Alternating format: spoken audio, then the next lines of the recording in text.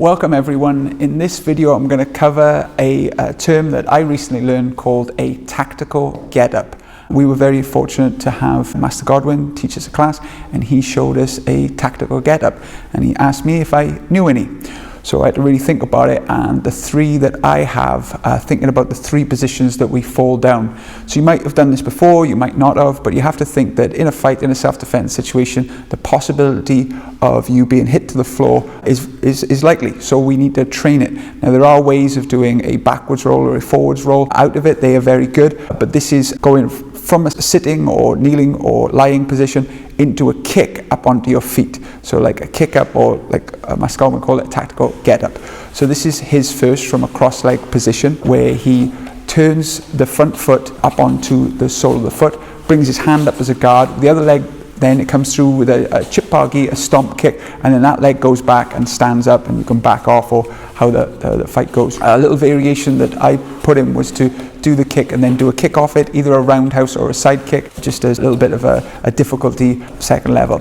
The one that is most common for me is when you fall down onto your knees. This happens a lot when you're hit or struck, and you post one hand out and the other leg forward. Now that leg that's posted forward onto your foot is the leg that's going to kick, and it's basically like a stepping roundhouse or jumping roundhouse motion. So you do the roundhouse, but then you take it through like a Muay Thai or capoeira roundhouse, so you can spin. Now you might not want to spin to your partner, so I'm showing you examples of how to put a hook kick or a spinning back kick on the end of it, and practice this on both sides. And again, you can do it slowly or quickly, but make sure you do a full rotation so you can face your opponent. The next one is being knocked straight back. Your hands are back, you're almost on your back, but you might be sort of sat up with your feet forward. And this one, I'll do a snap kick or a stomp kick, and then follow up as I step onto that foot with either a roundhouse or a side kick and stand up. And again, you have the option of spinning afterwards. If you do a full circle, you might want to not turn to your opponent.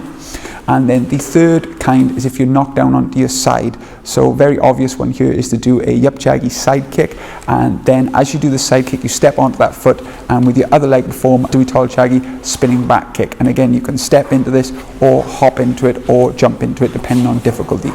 So I'm sure there are other ways of doing tactical get-ups that are not as fancy as mine. Mine just show an area in your training where if you don't think about these positions, how can you train for them? So always try and imagine what's the worst that could happen, self-defense wise, so when it does happen, and if it happens, at least you're prepared for it in some way. Thank you very much for watching. Tang Soo.